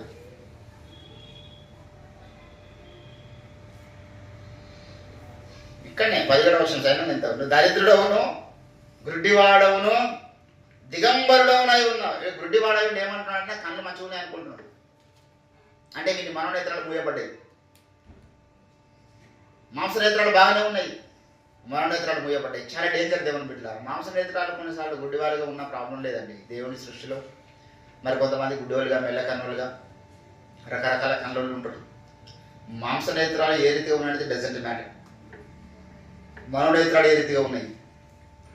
ఈరోజు మనుషుల యొక్క దృష్టి మాంసనేత్రాల మీద ఉంటుంది, మనోనేత్రాల మీద ఉండాలి. మాంసనేత్రాలు మంచిగా ఉన్న మనిషి మనోనేత్రాలు గుడ్డిగా ఉన్నాయి అనుకో, అమ్మాయిలు దేనికి ప్రేఫర్ చేస్తారు చెప్పండి? మాంసనేత్రాలకే ప్రేఫర్ చేస్తారు. ఇక కళ్ళ మీద ఎన్ని ఏమంటారు అవి, ఎన్నో పాటలు, కవిత్వాలు, ఆడల కళ్ళ మీద మొగలు పాటలు, మొగల కళ్ళ మీద ఆడల పాటలు ఈ మాంసనేత్రాల మీద రాశారు. ఇక వర్ణించలేము. నీ కళ్ళు నీలి సముద్రం ఏంటది, అందులో పడవ ప్రయాణం, కళ్ళలో పడవ ప్రయాణం పెట్టి ఇస్తారో మనకు తెలియదు. నీలి సముద్రం అవడు అంటాడు, ఆకాశం అవడు అంటాడు, గువ్వ కళ్ళు అంటాడు, పిట్ట కళ్ళు అంటాడు, కుక్క కళ్ళు అంటాడు, ఏవేవో అంటాడు. దేవుని బిడ్డలారా, పోవడం తప్పు కాదు. నేను ఏంటంటే అందానికి పోడాలి. కళ, ఇప్పుడు మంచి డ్యాన్స్ చేస్తే మనం దాన్ని పోడాలి, తప్పు కాదు. మంచి అందం జోడించిన అందాన్ని మనం పోడాలి. కానీ ఈ భౌతిక సంబంధమైన అందం ఎంతకాలం ఉంటుందండి? ఎంతోమంది మిస్ యూనివర్స్, మిస్ ఇండియన్స్ అని చెప్పుకున్నటువంటి వాళ్ళు చిట్ట చివరి దశలో వాళ్ళ స్కెల్టన్ టైప్ అయిపోయిన వాళ్ళు ఉన్నారు. పది బొక్కలు మాత్రమే మిగిలినాయి. ఎంతోమంది అందగత్తెలు, సుందరిలు, విశ్వసుందరిలు, సినిమా హీరోయిన్లు ఎంతోమంది హెచ్ఐవితో వాళ్ళు బాధపడుతూ చనిపోయిన వాళ్ళు ఉన్నారు. చూడబుద్ధి కాదు ఆ టైంలో. ఒకప్పుడు అందగత్య, ఒకప్పుడు మొత్తం ఉరులతో నుంచి యవనస్తులందరినీ కూడా మొత్తం ఊపినటువంటి హీరోయిన్లు చచ్చిపోయే సమయంలో చూడబుద్ధి కాదు. ఈ భౌతిక సంబంధమైనటువంటి అందచందాలు కొంతకాలమే ఉంటాయి. ఎంతకాలం ఉంటాయి? కొంతకాలం ఉండేవి. కానీ మనోనేత్రాలు వెలిగించబడాలి. మన దృష్టి మనోనేత్రాల మీద ఉండాలి. మన దృష్టి బాహ్య సంబంధమైన వాటి మీద కాదు. మన దృష్టి దృశ్య సంబంధమైనటువంటి వాటి మీద కాదు. మన దృష్టి అంతరంగ నేత్రాల మీద ఉండాలి. మన దృష్టి అంతరంగ స్థితి మీద ఉండాలి. మీ ప్రయాస వ్యర్థము కాకూడదంటే దేవుని బిడ్డలారా, ఇక్కడ అనేకులు యొక్క కడవరి దినాలలో ఈ పై వేషాల మీదనే దృష్టి పెడుతూ ఉన్నారు. నేను కల్వర్ టెంపుల్ వెళ్తున్న వారిని చాలా మందిని అడిగాను, బ్రదర్ కల్వర్ టెంపుల్ వెళ్తున్నారు కదా, మరి మీరు ఏం నేర్చుకున్నారు, వాక్యం చెప్పినంటే చాలా అద్భుతంగా చెప్పినా చెప్పారు. ఏం చెప్పారు? రాష్ట్రప్రదేశ్ వాళ్ళ దగ్గర వెళ్తున్నారు కదా బ్రదర్, మరి మీరు వాక్యం చదువుతారా, ఎన్నిసార్లు బైబిల్ చదివారంటే సపోర్ట్ చేయడు. పేరుకేమో పెద్ద చర్చి, పేరు గొప్ప, ఊరు దిబ్బ అన్నట్టు పేద చర్చికి పోతున్నాం అని పేరు చెప్పుకుంటారు. వ్యక్తిగతంగా భక్తి సాధన చేసింది ఏమైనా ఉందా అంటే ఏం లేదు, శూన్యం. వ్యర్థం కాదు ఆయన ప్రయాస. రాజప్రకాష్ గారి ప్రయాస వ్యర్థం కాదు, ఆయన అద్భుతమైన సేవ చేస్తున్నాడు. సతీష్ కుమార్ గారి సేవ వ్యర్థం కాదు, ఆయన అద్భుతమైన సేవ చేస్తున్నాడు. వారి ఉద్దేశం మంచిది కావచ్చు, అంత పెద్ద సంఘాన్ని, అంత పెద్ద కాంపిటీషన్ నడిపించడం అంటే మామూలు విషయం కాదు. కానీ వెళ్తున్న వారి ప్రయాస వ్యర్థమవుతున్నది. వెళ్తున్న వారు ఎందుకు వెళ్తున్నారో ఎరిగిన వారే చాలా మంది అందులో. దేవుని బిడ్డలారా, ఈరోజు కడవరి దినాల్లో మనం జీవిస్తూ ఉన్నాం. ఈరోజు మన ప్రయాస వ్యర్థం కాకుండా ఉండాలని ప్రభు ఆశపడుతున్నాడు. నీ భక్తి, నీ యొక్క ప్రతి యవ్వన దినము, యవ్వన దశ, నీ ఆరోగ్యము, నీ ఆయుష్, whatever it may be, నీ కుటుంబం, నీ సంపద, నీకున్న ఒక క్షణం సమయం దేవుని కొరకు ఉపయోగించడం నేర్చుకోవాలి. దేవుని పనిలో అది ఉపయోగపడే విధంగా ఉండాలి. కనుక అంటున్నాడు, నా ప్రయాస ప్రభు చిత్తానుసారమైన ప్రయాస అయి ఉన్నదంటున్నాడు పౌలు భక్తుడు. నేను ప్రతి మనుషుని కొరకు ప్రయాసపడుతున్నాను. ప్రతి మనుషుడు సిగ్గుపడక్కరని పనివాడిగా క్రీస్తు న్యాయపీఠము నిలబడాలని ప్రయాసపడుతున్నాను అంటున్నాడు. ఎంత ఉన్నతమైన ఆశయం, ఎంత ఉన్నతమైన ఆదర్శం. దేవుని బిడ్డల రోజు మన నాయకుడు కూడా అదే ప్రయాస. ఆయన రంజితోపిరి గారు కుక్కడపల్లిలో అడుగుపెట్టిన సమయంలో 1943లోనే వచ్చింది ఆయన. 82లో MI-77 వచ్చింది. అప్పుడు 30,000 40,000 కరెంట్. అదంతా అడివి. అప్పుడు సిటీ అంటే ఓన్లీ హైదరాబాద్, సికింద్రాబాద్, నాంపల్లి, కోటి. సో ఇటు సికింద్రాబాద్ ఇదే సిటీ, మిగతాదంతా కూడా ఊరు లెక్కన ఉంటుంది. హైదరాబాద్ సిటీ అంత రింగ్ రోడ్ లేదు, మీకు రోడ్ ఏం లేదు. ఇదంతా మొత్తం అడవి లేకుండా ఉంటుంది. ఆయన కుక్కడపల్లి వచ్చినప్పుడు దేవుడు అమ్మ చెప్పినప్పుడు కుక్కడపల్లి వస్తే 30,000 40,000 ఎకరం భూమి. అప్పుడు ఆయన గవర్నమెంట్ ఎంప్లాయీ. ఆయన కొనాలనుకుంటే అప్పటికి సాధ్యమైనది, సెంట్రల్ గవర్నమెంట్ ఎంప్లాయీ. మరి అప్పుడు కొనలేడు, జాబ్ రిజైన్ చేసి రూపాయలతో సేవ ప్రారంభించిండు. సరే, ఎంతమందికి సువార్త ఇప్పుడు సంఘాలు 15-16 సంఘాలు అయినాయి, కానీ జేబు రూపాయలు లేని పరిస్థితి. ఎందుకు ఈ పరిస్థితి ఏంటంటే, అప్పుడే ఒక ఎకర్ ఉంటే ఆ రోజు 30,000 ఉన్న ఎకర్ భూమి ఈరోజు 300 కోట్లు అయింది. 300 కోట్లు ఎకరం ఒకటి పని, ఇంకెక్కువనే. మరి ఆ రోజు ఒక ఎకర్ కొని పడేసింటే ఈరోజు మంచి 300 కోట్లల్లో ఒక పక్క ఈ పక్క ఆ పక్క అమ్ముకున్నాం మనం ప్రపంచం అంతా. సో అది తీసేస్తుంటాం కదా. అంటే వాస్తవమే, ఆలోచన మంచిదే, కానీ అది దేవుడి చిత్తానుసారమైనది కాదేమో. ఒకవేళ ఆర్థికంగా నేను ఏమైనా ప్రయత్నాలు చేసి రియల్ ఎస్టేట్లో కోట్లు సంపాదించుంటే నా ప్రయాస వ్యర్థమైపోయేదేమో. ప్రణాళికలు ఉన్నవారిని నేను రీచ్ కాలేకపోయేవాడినేమో. ఇన్ని గ్రంథాలు రాసేవాని కాదేమో. ఏంటంటే ఆయన ఎంత ఉన్నతమైనటువంటి ఆశీర్వాదం. రంజిత్ ఓఫీర్ గారికి పరలోక రాజ్యంలో దేవుడు ఉన్నతమైన బహుమానాన్ని పౌలు తర్వాత ఓఫీర్ గారికి ఇస్తాడు. నాకు తెలిసిన సంగతి. ఎందుకంటే ప్రపంచ చరిత్రలో నన్ను పోలి జీవించాలని చెప్పినటువంటి ఇద్దరు వ్యక్తులు, మొదటిది అపోస్తలుడైన పౌలు భక్తుడు, రెండవది రంజిత్ ఓఫీర్ గారు. ఎప్పుడు చెప్పలేదు ఎంత కష్టందారా నాలాగా మీరు జీవించాలని చెప్పాలంటే. ప్రయాస వ్యర్థమైపోదు అటువంటి వారిని పోలి నడుచుకున్నప్పుడు. గురిలేని బ్రతుకున్నది అనుకో, ఎవరిని పోలి నడుచుకుంటున్నావో తెలియదు. ఒక వారం రోజులు హెబ్రోన్ చర్చి, ఒక వారం రోజులు కల్వరి టెంపుల్, ఒక వారం రోజులు ఏమంటారు ప్రవీణ్ కుమార్, బెల్లంపల్లి ప్రవీణ్ కుమార్ దగ్గరికి, ఒక వారం రోజులు ఆయన పేరు రాజ్ ప్రకాష్ బాబు దగ్గరికి. ఇక బావిలో కప్పలు దుంకినట్టు ఈ మూరలోకి వెళ్ళి ఆ మూరలోకి, ఆ మూరలోకి వెళ్ళి ఈ మూరకి కప్పలు దుంకడం అన్నట్టు దుంకడం పోతారు కొందరు. ఎందుకంటే ఎక్కడైనా మెంబర్షిప్ తీసుకుంటే ప్రతి ఇంట్లో దశంబాబు అడుగుతారు కదా. ఇక్కడ తిరిగి ఏమైనా ఉంటుందా పర్వ రాజ్యంలో ఐడెంటిటీ ఉంటుందా? దేవుని బిడ్డలారా చాలా మంది వ్యర్థమైపోయాడు. చెక్కు జరగని విశ్వాసంతో ఉండాలి. 2008లో రంజిత్ ఓఫీర్ గారు యుద్ధం నేను వచ్చినాను. ఇప్పటిదాకా మళ్ళీ ఎక్కడ కూడా నేను వెనక మళ్ళీ చూసింది లేదు. 2008 నుంచి ఇప్పటిదాకా వెహికల్ డబ్బా కట్టుకుంటలేకపోయాను. నా చుట్టుముట్టు ఎంతమంది వచ్చారు, రాలిపోయారు. పెద్ద డబ్బా మాటలు పొడవ మాటలు మాట్లాడి వెళ్ళిపోయారు నా దగ్గర. నా చుట్టుముట్టు ఉందని అయ్యగారి గురించి. దేవుని బిడ్డల రోజు నేను ఎందుకు నిలబడ్డాను? ఆయన కృప. దాసుని అత్తుకొని జీవించడం ఆయన కృప. కానీ ఈరోజు నీవు నేను మనం గమనించాల్సిన విషయం ఏంటంటే, మన ప్రయాస వ్యర్థము కాకూడదంటే ఏంటంటే, ఎటువంటి మనుషుల మధ్య మనం జీవిస్తున్నాం, ఎటువంటి కాంగ్రిగేషన్ మనం కలిగి ఉన్నాం. నేను అందుకే ఎప్పుడు నేను సహించను కొన్ని పాపాలను. నేను వెంటనే నేను డైరెక్ట్గా కొంతమంది నేను సంఘంలోకి వెళ్ళిపోమని చెప్పిన. ఆ విషయంలో నన్ను ఓఫీర్ గారు గర్జించాడు. వారు నా దగ్గర తీసుకొని రావాల్సింది అన్నాడు. కొంతమంది తీసుకెళ్ళినా అయ్యగారు చెప్తే కూడా వారు వినలేరు. ఇప్పుడు నా దగ్గర నుంచి వెళ్ళిపోయినటువంటి ఒక మనిషి మొన్న ఒక ఆయన నాకు వాక్యం చెప్పకుండా రమ్మన్నాడు. ఆ మనిషి 6 నెలల కింద నా దగ్గర నుంచి వెళ్ళిపోయినందుకు వాక్యం చెప్పించుకోవడానికి చర్చలో. నా శత్రువు నేను మంచోడు కాదని నా దగ్గరికి వెళ్ళిన మనిషిని పిలిపించుకొని నువ్వు వాక్యం చెప్పుకున్నావు. మళ్ళీ ఇప్పుడు నన్ను వాక్యం చెప్పుకుని రమ్మంటు. నీకేమన్నా స్టాండ్ ఉందా? అసలు నీకేమన్నా స్పృహ ఉందా? వాడు వచ్చి నా గురించి అయితే నీకు మంచి చెప్పడు కదా. ఇప్పుడు నేను వచ్చి వాని గురించి నీకు మంచి చెప్పను కదా. ఇద్దరు ఎవడు దేవుని చిత్తాన్ని జరిగిస్తున్నాడో వాడిని పిలిపించుకో. నేను రాను, నాకు టైం లేదు, నేను కొంచెం బిజీ ఉన్నా అని చెప్పిన. ఏంటి ఈరోజు దేవుని బిడ్డలారా, నేను ఎవరైనా ఒక చర్చిలో ఒక దైవజనుడికి తిరుగుబాటు చేసిందంటే నేను వాడిని ఒక 10 రూపాయలు కూడా ఇవ్వడానికి దశంభావం తీసుకొని వాడిని 10 రూపాయల కాంకుంటే తీసుకుని అట్రే అంటే నా దగ్గర నుంచి వెళ్ళిపోయిన వాళ్ళందరి దగ్గర దశంభావాలు తీసుకుంటూ వాళ్ళ కానుకలు తీసుకుంటూ వాళ్ళు సేవ చేస్తే వాళ్ళని ప్రయాస సక్సెస్ఫుల్ అవుతుందా? దేవుడు అటువంటి సేవను ఆశీర్వదిస్తారా?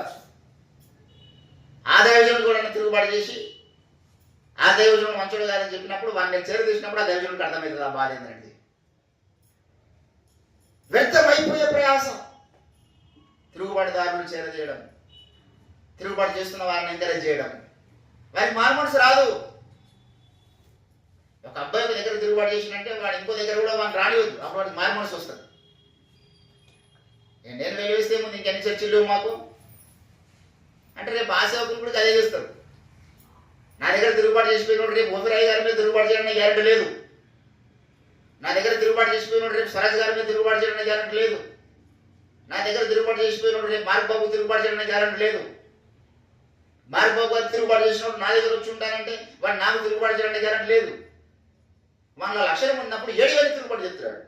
4 రోజులు మంచిగా ఉంటాడు, రేపు ఏమైనా తేడా వచ్చినప్పుడు మళ్ళీ ఆయన కూడా తిరుగుబాటు చేస్తాడు. ఆ తత్వం ఉంటుంది ఒకట.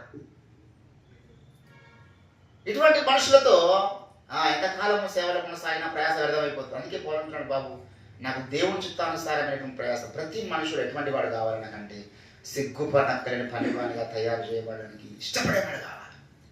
అటువంటి వాడి మీద నా యొక్క చెక్కడ పని జరుగుతుంది. వాడిని కొన్నిసార్లు హెచ్చరించవచ్చు, కొన్నిసార్లు గద్దించవచ్చు, కొన్నిసార్లు శిక్షించవచ్చు, కొన్నిసార్లు ప్రేమ చూపవచ్చు. వాడిని క్రీస్తు న్యాయపీఠం ముందు సిగ్గుపడక్కలేని పని నిలబెట్టడానికి నేను తీర్మానించుకున్నాను. కాబట్టి కొన్ని విషయాలు సహించం.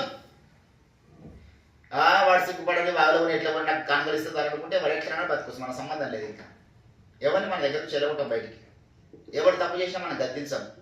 అట్లా కూడా చాలామంది ఉన్నారు. నా పాస్టర్ గారు చెప్తా ఉంటాడు, వీళ్ళట్లా వాళ్ళిట్లా, వీళ్ళట్లా వాళ్ళిట్లా. మరి ఎందుకైనా వారిని గద్దించవు, వారిని హెచ్చరించామంటే టైం వచ్చినప్పుడు దేవుడు వారికి మారుమనసిస్తాడు బ్రదర్. టైం వచ్చినప్పుడు దేవుడికి వారికి మారుమనసిస్తాడేమో, మనము వాళ్ళని చూస్తూ ఉందాం అనే వాళ్ళు చాలామంది ఉంటారు. అట్లా ఉండొద్దు మనం, అది చాలా తప్పు. ఏంటంటే డాక్టర్ గారు డాక్టర్ దగ్గర పోయినప్పుడు మన ఏదన్నా మన ప్రాబ్లం, మన సమస్య ఉన్నప్పుడు చూసి నీకు ఈ రోగం ఉందని చెప్తే మంచిదా, చెప్పకపోతే మంచిదా? చెప్తే బాధపడతలేము, అని చచ్చిపోతారు వాడు ఇంకా 4 రోజుల కాదు. వానికి సమస్య ఉన్నప్పుడు, ఏదైనా ప్రాబ్లం ఉన్నప్పుడు వెంటనే చెప్పాలి. డాక్టర్ లక్షణం అది. నేను చెప్పా, ఆ వ్యక్తి బాధపడతాడు, ఆ వ్యక్తి రోగం ఉందని చెప్తే మళ్ళీ షాక్ అవుతాడు. ఇదేదైనా డాక్టర్ కాదాడు, డాక్టర్ వెంటనే చెప్పాలి, నీకు ఈ సమస్య ఉన్నది, ప్రాబ్లం ఉన్నది, నీకు ఈ సమస్య రేపు ఇంకో దానికి దారితీస్తుంది. ఈరోజు నీకు ఉన్నటువంటి చిన్న సమస్య రేపు పెద్ద సమస్యకు దారి తీయవచ్చు, ఇప్పుడే జాగ్రత్త పడని చెప్తాను డాక్టర్ లక్షణం. నీకు ఏదైనా దెబ్బ తాకినప్పుడు, ఏదైనా గాయమైనప్పుడు ఆ గాయంతో ఎక్కువ కాలం ఉండొద్దు.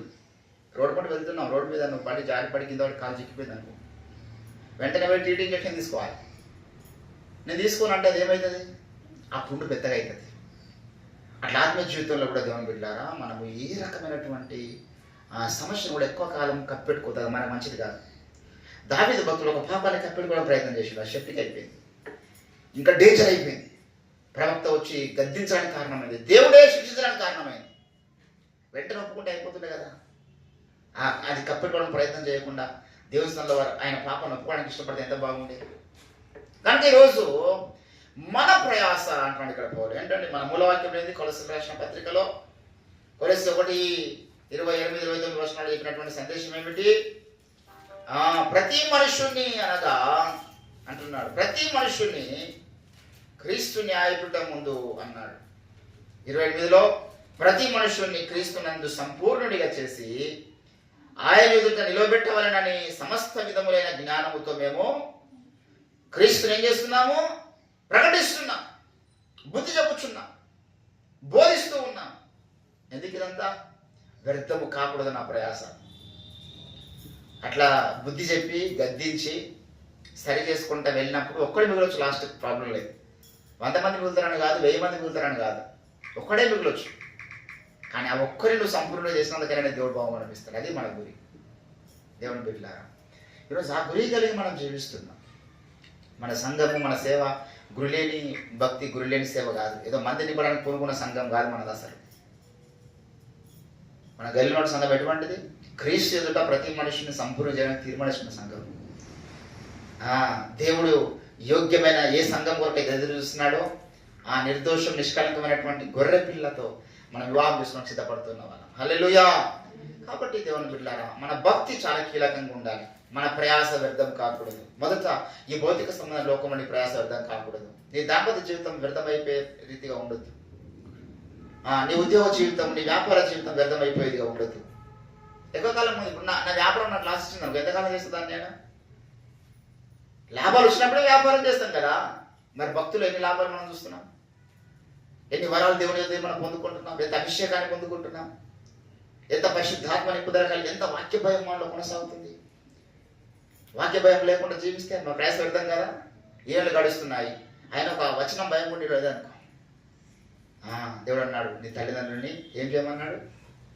లోబడమన్నాడు. అదొక భయం అని ఉండాలి కదా మనకు, వాక్య భయం. స్త్రీలారా మీ స్వపురుషులకు లోబడండి అన్నాడు, ఒక వాక్య భయం. భర్తకు లోబడేటప్పుడు భయాన్ని వచనం మనలో పుట్టించాలి కదా. 15-20 సంవత్సరాల జీవితంలో కొనసాగిన తర్వాత 15-20 భర్తను గౌరవించలేదనుకో ఆ అమ్మాయి, ఆమెకు వాక్య భయం ఉన్నట్ట. 15-20 ఒక పురుషుడు తన భార్యను ప్రేమించడం లేదనుకో, అర్థం చేసుకోవడం లేదనుకో, వాళ్ళ వాక్య భయం ఉన్నట్ట. వాక్య భయం అంటే దేవుని బిడ్డలారా, మనకి ఈ జీవన సంబంధమైనటువంటి జీవితంలో కూడా మనకు శ్రేష్టమైనటువంటి జీవితాన్ని బోధించింది. కుటుంబ వ్యవస్థకు అవసరమైనటువంటి శ్రేష్టమైన సంగతులను మన వాక్యం బోధించింది. మన పిల్లల్ని ఏ రీతిగా పెంచాలో మన వాక్యం బోధించింది. తల్లిదండ్రులను ఏ విధంగా గౌరవించాలో వాక్యం మనకు బోధించింది. సాటి సహోదరుల మధ్య ఏ రీతిగా మెలగాలో వాక్యం మనకు బోధించింది. How to build a church, సంఘాలు ఏ రీతిగా నిర్మించాలో మనకు వాక్యం బోధించింది. There is everything. ఇది లేదు అది లేదు అనడానికి లేదు. కానీ మనకు ఆ భయం లేదు. ముందుగా వాక్య భయం లేదు కాబట్టి సహవాసం పట్ల మనకు సరైన అండర్స్టాండింగ్ లేదు. వాక్య భయం లేదు కాబట్టి భర్త పట్ల సరైన అండర్స్టాండింగ్ భార్యకు లేదు. వాక్య భయం లేదు కాబట్టి సరైన అండర్స్టాండింగ్ భార్య పట్ల భర్తకు లేదు. వాక్యం యొక్క స్టాండర్డ్స్ ప్రకారంగా జీవించడానికి కోరుకుంటే ఎవ్రీథింగ్ ఈజ్ సెటరేట్. అంతా ఎక్కడ లోపాలు ఉండవు, పంచాయతీలు జరగవు, విడాకులు జరగవు. ఏంటంటే వాక్య భయం లేదు కాబట్టి ఇవన్నీ పెరిగిపోతున్నాయి. దేవుని అందుకే సాతాను చేంజ్ చేస్తారంటే వాడే నీలో వాక్య భయం లేకుండా ఇస్తారు. అదొకటే వాడు చేయాల్సినటువంటి కార్యం. అదొక్కటి చేసి నాకు అన్ని పాపాలు చేసేస్తాము. వాక్య భయం మీలో ఉన్నంతకాలం సాతాను నేను చేయలేడు. వాక్య భయం లేకుండా చేశాడు గలతీలకు. వాళ్ళు పౌలును వ్యతిరేకిస్తున్నారు, వారి సత్యాన్ని వ్యతిరేకిస్తున్నారు. వాక్య భయం లేకుండా చేసినాడు కొరింథీయులకు, వాళ్ళ వ్యభిచారం జరుగుతున్నది. వాక్య భయం లేకుండా జరిగించినాడు మరి కయ్యూను జీవితంలో. వాక్య భయం లేకుండా చేసినాడు కోరావు జీవితంలో. మోషేని వ్యతిరేకిస్తున్నాడు. ఈరోజు నీలో నాలో మన ప్రయాస వ్యర్థం కాకూడదంటే we should be guided by the Spirit of God as well as we should be guided by the Word of God. మనకు ఆ వాక్య గైడెన్స్ లేకపోతే, వాక్య భయం లేకపోతే మన ప్రయాస వ్యర్థం అయిపోతుంది. కాబట్టి దేవుని బిడ్డలారా, ఈరోజు ఒక నూతన తీర్మానం మనం ప్రభుత్వంలో తీసుకుందాం. ఎంతగా నీలో నాలో వాక్య భయం ఉన్నది. వారం దేవుని యొక్క వాక్యాన్ని వింటున్నాం, వ్యక్తిగత వాక్యాన్ని చదువుతున్నాం. ఆ భయం లేకుండా మనం ఎంతకాలం మనం నేర్చుకుంటామో, థియరిటికల్ నేర్చుకుంటే లాభం చెప్పండి. చాలామంది అడిగినాం, బ్రదర్ మీరు ఎన్నిసార్లు బైబుల్ చదివినట్టు? 10 times బైబుల్ చదివాను. 10 సార్లు బైబుల్ చదివినటువంటి ఆ వ్యక్తి నా దగ్గరకు వచ్చి ఈ వ్యక్తి దేవుడు వదిలిపెట్టిండు, ఈ వ్యక్తిని మంచోడు కాదా అన్నాడు. అరే 10 సార్లు బైబుల్ చదివినప్పుడు మీ పై నాయకులకు లోబడమనే వాక్యం 10 సార్లు చదివినా కదా. ఎబ్రీ పత్రిక 13:17 సంఘ కాపరికి లోబడమనే వాటిని చదవలేవా? 10 సార్లు మీరు వాక్యం చదివి కానీ వాక్య భయం లేకుండా నేను జీవిస్తున్నాను. కాబట్టి దేవుని బిడ్డలారా, ఎన్నిసార్లు బైబుల్ చదువుతున్నాం అనేది మ్యాటర్ కాదు, ఎంతగా ఆ వాక్య భయంతో జీవిస్తున్నాం అనేది అవసరం. హల్లెలూయా. కనుక వాక్య భయం కలిగి మనం జీవించడానికి తీర్మానించుకుందాం. వ్యర్థము కానటువంటి ప్రయాస కలిగిన వారమై మనం పరలోక రాజ్యంలో కనబడాలి. రేపు అడిగి పోయిన తర్వాత మన యొక్క బ్రతుకులంతా కూడా దేవుడు పరిశీలన చేసినప్పుడు అంతా కాలిపోయింది అనుకో. అక్కడికి పోయిన తర్వాత దేవుని గద్దెంపులు మనకు వచ్చినట్టు ఎంత నష్టం మనకి. బ్రదర్, నువ్వు బ్రతికినంత కాలం నమ్మకంగా నువ్వు ప్రార్థన చేస్తావు, నువ్వు బ్రతికినంత కాలం పరిశుద్ధతను ప్రేమించినావు, బ్రతికినంత కాలం నీ భార్యను ప్రేమించినావు, బ్రతికినంత కాలం తల్లిదండ్రులను గౌరవించినావు, బ్రతికినంత కాలం సంఘ కాపరిని గౌరవించినావు, బ్రతికినంత కాలం నమ్మకంగా ఉన్నావు. ఇదిగో ఈ బహుమానం అనిస్తాడు దేవుడు నీకు. నువ్వు బ్రతికినంత కాలం నమ్మకంగా నాకు లేవురా, రహస్య జీవితంలో పాపం చేస్తావు, సంఘంలో నమ్మకంగా లేవు, భార్యకు నమ్మకంగా లేవు, కుటుంబానికి నమ్మకంగా లేవు, నువ్వు పనిచేస్తున్న స్థలం నమ్మకంగా లేవు, నీకు ఏ బహుమానం కాదు. దేవుడు గద్దెంపే ఉంటుంది అని బహుమానంగా. కనుక మనం పరలోక రాజ్యం మీద దృష్టి పెట్టి తీర్పు సింహాసనం ముందు నిలబడ్డ వారమనే భూమి మీద కొనసాగాలి. ఇప్పుడు నా ముందు తీర్పు సింహాసనం ఉన్నది. ఈ రోజు నేను చేసినటువంటి పనులకి లెక్క చెప్పుకోవాలి. నేను నా భార్య తెలియకుండా నేను ఏమైనా పనులు చేయొచ్చు, నా తల్లిదండ్రులు తెలియకుండా ఏమైనా పనులు చేయొచ్చు, కానీ దేవుని తెలియకుండా చేయలేను కదా. ఈ స్పృహ కలిగి జీవించాలి. కాబట్టి దేవుని బిడ్డారా, ఒక నూతన తీర్మానం మనం ప్రభుత్వంలో తీసుకుంటాం. ప్రభువా, మేము వ్యర్థము కానటువంటి ప్రయాస గల వారముగా మార్గం చిత్రంలో ముందుకు సాగాం. ఈరోజు దేవుని బిడ్డలారా, చాలా మంది ప్రయాస వ్యర్థమైపోతుంది. ఎందుకంటే సరైన వాక్య బోధన లేదు. అది కూడా చాలా డేంజర్. ఏ బోధన పెంచుతున్నారు ఆ సంఘాన్ని? యేసయ్య రూపం రావడానికి ఏ స్టాండర్డ్స్ ప్రకారంగా విశ్వాసాన్ని పెంచాలి? వీళ్ళ అపోస్తుల బోధలో, సహవాసంలో, రొట్టె విరుచుట్లో, ప్రార్థన చేయట్లో ఏ రీతిగా కట్టబడాలి అనేది నేర్పించాలి సంఘాన్ని. ఏదో వారం పోతున్నాం, వర్షిప్ ఒక చర్చ్ ఉంది, పెద్ద చర్చ్, కేవలం వర్షిప్, ఇంకేముండదు. పాటలు సంవత్సరం వచ్చిందంటే జనవరి 1 విడుదల చేస్తూ ఉంటారు, గుడారాల పండుగలు విడుదల చేస్తూ ఉంటారు. ఇంకా వర్షిప్ అయినా జీవితాన్ని సంగతి. వాక్యం ఏం లేదా? వాక్య భయం వద్దా? వారి పాటలు నేను ఎంత ఇష్టపడతాను. నేను ఎక్కడ వర్షం జరిగించినా అదే పాటలు పడతాను. నా దగ్గర ఎప్పుడు వాళ్ళ ముఖ్యం ఉండదు. కానీ వాక్యం లేదు, వాక్య భయం లేదు. ఏం వాక్యం చెప్తారో వాళ్ళకి తెలియదు. ఎప్పుడు సాక్ష్యాలు. నువ్వు అట్లయితే క్రీస్తు నాయకుల ముందు విశ్వాసాలు ఎట్లా పడతారు?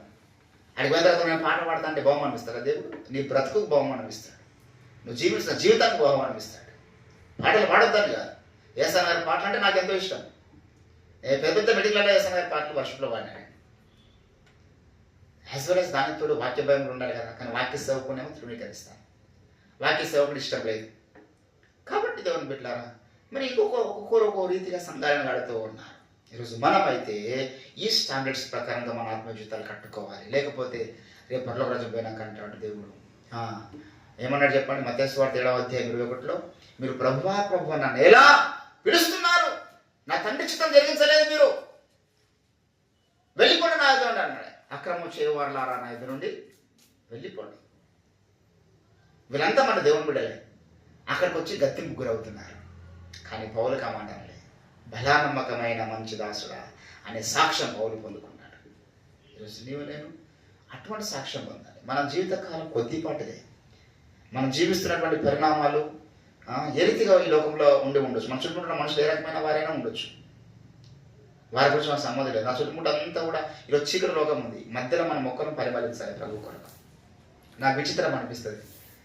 పొద్దున లేవగానే 5 గంటలకు ఇటు చుట్టుమూడు టెంపుల్ అన్నిటి మీద కౌసల్య సుప్రజారామ పూర్వ సంధ్యా ఎంత అద్భుతంగా వినిపిస్తుంది. ఒక్కొక్క టెంపుల్ మీద ఒక్కొక్క మంత్రం. అది కొంచెం చదవడంగానే అల్లాహు అక్బర్ అని ఇంకొద్ది 4 అన్ని మసీదుల మీద వినిపిస్తుంది పొద్దున. మరి ఇక్కడ కూడా ప్రార్థన పడుతున్నాను. విచిత్రం, ఆశ్చర్యం కదా. ఇటు వీళ్ళ సప్లై వినిపిస్తున్నది, అటు వాళ్ళ సప్లై వినిపిస్తున్నది. 4 గంటల నుంచి మొదలుకొని హల్లెలూయా సప్లై వినిపిస్తలేదు. ఆరాధన యేసుకి అనే పాటలు వినిపించలేదు. లేవా చర్చిలు లేవా? ఇక్కడ పాస్టర్లు లేరా? మరి ఎందుకు లేదు? అటువంటి సప్పుడు ఎందుకు లేదు? మరి ఇప్పుడు వీళ్ళ ప్రయాస వేదం కాదంటే ఎట్లా నమ్మాలి? దేవుని బిడ్డలారా, అందుకే నేను తీర్మానించుకున్నా 2011 తీర్మానించుకున్నా. 2011 ఏ ఒక్కరు ఎప్పుడు ముస్లింలు 5:30కు అల్లాహ్ అక్బర్ వస్తుంది. నమాజ్ ఎన్ని గంటలకు? 5:35 స్టార్ట్ అవుతుంది. టైమింగ్స్ ఉన్నాయి వాళ్ళకి. ఇంకా హైందవులు వారి టెంపుల్స్ మీద 5 గంటలకు 4 గంటలకు. అంతకన్నా ముందే నేను ప్రార్థించడానికి తీర్మానించుకున్నాను. ఫస్ట్ నా శబ్దం వినబడాలి పరలోక రాజ్యానికి మనుషులకు. 2011లో ప్రారంభించిన జిఎంఆర్ పాలిటెక్నిక్ కాలేజీలో 4 గంటలకు లేచి ప్రార్థన చేయడం. ఇప్పటి వరకు ఎప్పుడు కూడా ఎక్కువ కాలం ఆపలే. కొన్నిసార్లు శరీర పరిణితిని బట్టో, కార్యక్రమాలను బట్టో, పరిచయను బట్టో అక్కడక్కడ గ్యాప్స్ వచ్చినాయి. కంటిన్యూగా చేస్తామని మాత్రం అది చెప్తే అది కూడా అబద్ధం అవుతుంది. కానీ ఎక్కువ మొత్తంలో గ్యాప్ రాలేదు. చేసింది ఎక్కువ, గ్యాప్ వచ్చింది తక్కువ. కొన్నిసార్లు 3 గంటలు లేచి ప్రార్థన చేసినాం. మన అయ్యగారు అయితే రాత్రంతా ప్రార్థన చేస్తూ ఉంటాడు. ఏంటంటే ఒక సీరియస్నెస్ ఉండాలి. అంటే ఒక సీరియస్నెస్ ఉండాలి. కనుక దేవుని బిడ్డలారా, ఏ ఒక్క రోజైనా మీరు మసీదు మీద నమాజ్ రాకుండా ఉన్న దినాలు చూసిరా? ఎంత నమ్మకత్వం అండి వారికి. మరి ఆ మొలసాబ్ కూడా దినమంతా అటు ఇటు తిరిగిన మనుషులు ఉంటారు కదా. మరి ఎట్లా ఇస్తున్నాను అంత పొద్దున? ఏంటి అందరు మనుషులే. సీరియస్నెస్ ఉన్నప్పుడు కార్యాలు కనబడతాయి లోకంలో. కనుక ఈరోజు నీవు నేను మనం అందరం కూడా దేవుని బిడ్డలారా దేవుడి కార్యక్రమాల పట్ల ఒక సీరియస్నెస్ కలిగి ఉండాలని ప్రభు ఆశపడుతున్నాను. నీకు వాక్య భయం ఉన్నప్పుడు అన్ని విషయాల్లో సీరియస్నెస్ ఉంటుంది. వాక్య భయం ఉన్నప్పుడు నీ ప్రార్థనలో సీరియస్నెస్ కనబడుతుంది. వాక్య భయం ఉన్నప్పుడు నీ యొక్క జీవితంలో పవిత్రత కనబడతా ఉంటుంది. కనుక ఈరోజు వాక్య భయం గల వారిగా మనం ఉన్నప్పుడు మన ప్రయాస వ్యర్థం కాదు. అది ప్రభు మనతో మాట్లాడుతున్నమాట. ఇక్కడ పౌలు అంటున్నాడు, మేము ప్రతి మనుషుని సిగ్గుపన్నక్కలేని పనివాడిగా క్రీస్తుని న్యాయపీఠం నిలబెట్టారని ఆశపడుతున్నాం. ఏంటండి? అందు నిమిత్తం నాలో బలముగా కార్యసిద్ధి కలగజేయు ఆయన క్రియాశక్తిని బట్టి నేను పోరాడుచు ప్రయాసపడుచున్నాను. ఇది దైవ చిత్తానుసారమైన ప్రయాస. కనుక ఈరోజు నువ్వు నేను మనం ఒక నూతన తీర్మానం తీసుకుందాం. మోషే పడ్డది దైవ చిత్తానుసారమైన ప్రయాస. నా ఇల్లంతట్లో మీకు నమ్మకమైన వాడు అన్నాడు మోషే గురించి. ఆ పక్కకే ఇంకో దైవజనుడు ప్రయాసపడ్డాడు కోరావు. అతడు కూడా దైవజనుడే. ఆడు కూడా సంఘంలో పెద్ద. కానీ వాని ప్రయాస వ్యర్థం అయిపోయింది. పౌలు ప్రయాస సక్సెస్ఫుల్ అయింది. బర్నబా ప్రయాస వ్యర్థం అయిపోయింది. ఏంటండి? దేమ ప్రయాస వ్యర్థం అయిపోయింది. ఇలాంటి సేవ చేసినలే. బిలాము ప్రయాస వ్యర్థం అయిపోయింది చివరి దశలో. ఆకాను ప్రయాస వ్యర్థం అయిపోయింది. సైతాన సంబంధులుగా తర్వాత మారాడు సైతాన సంబంధాలు చివరి దశలో. కనుక నీవు నేను మనం ఒక నూతన తీర్మానం ప్రభు సన్నిధి మనం పడుతున్న ప్రయాసలు ఎంత దైవ చిత్తానుసారమైన ప్రయాస ఉన్నది, ఎంత మన విలువైన వాటి మీద మన మనసు లగ్నం చేస్తున్న వారికి ఉంటున్నామో పరిశీలన చేసుకోవాలి. ఎంత మన వ్యర్థమైన వాటి మీద మనసు పెట్టాము గడిచిన వారంతా. నువ్వు మనసు పెట్టిన వాటి మీద ఎన్ని దేవుడి చిత్తానుసారమైన కార్యక్రమాలు ఉన్నాయి. ఏంటంటే నువ్వు వాక్యం మీద మనసు పెట్టావా? అది వ్యర్థం కాదు. నువ్వు ప్రార్థన మీద మనసు అది వ్యర్థం కాదు, పరిశుద్ధత మీద మనసు పెట్టా వ్యర్థం కాదు. కానీ కొన్ని లోక సంబంధమైనవి కూడా ఉంటాయి మనసు పెట్టడానికి. దినమంతా, వారమంతా, సంవత్సరం అంతా. రేపు అడిగి పోయిన తర్వాత అయ్యో నా ప్రయాస వ్యర్థం అయిపోయింది అని అంటారు. వ్యర్థము సమస్తం వ్యర్థం అన్నాడు ఎవరు? సొలొమోను రాజు. మామూలు దైవజన, అతని వాటి దైవజనుడు ఎవరు లేరు. కానీ ఏమన్నా చచ్చిపోయేటప్పుడు నా ప్రయాస వ్యర్థం అయిపోయిందయ్యా అన్నాడు. అట్లా అనొద్దు మనం. వ్యర్థము కానటువంటి ప్రయాస, వ్యర్థం కానటువంటి ఆత్మీయ జీవితాలు జీవిస్తాం. అటువంటి నూతన బలములు పొందుకుందాం, నూతన జ్ఞానాన్ని పొందుకుందాం. దేవుడి కొద్ది మాటలు మన వెనుకల్లో ఫలింపచేయును గాక. ప్రార్థన చేద్దాం రండి. తను కూడా మోకరించి కొద్ది నిమిషంలో మనం before entering into the Lord's supper ఒక నూతన తీర్మానంతో మన ప్రభు యొక్క విందుశాలను వెళ్ళాలని ప్రభు ఆశపడుతూ ఉన్నాడు. దేవుని బిడ్డలారా, మరి నీ జీవితంలో ఎంతవరకు దేవుని చిత్తానుసారమైనటువంటి కష్టం కనబడుతూ ఉన్నది? నీ ప్రయాసను వ్యర్థం చేసినటువంటి మనుషులు చుట్టుముట్టున్నారా? వారిని వదులుకోవడము నువ్వు చేయాల్సినటువంటి కార్యక్రమం. నీ ప్రయాసను, నీ యొక్క ఆత్మీయ జీవితాన్ని పాడు చేసే వారు ఎవరున్నా, ఎంత దగ్గటి వారైనా వారిని వదులుకోవాలి.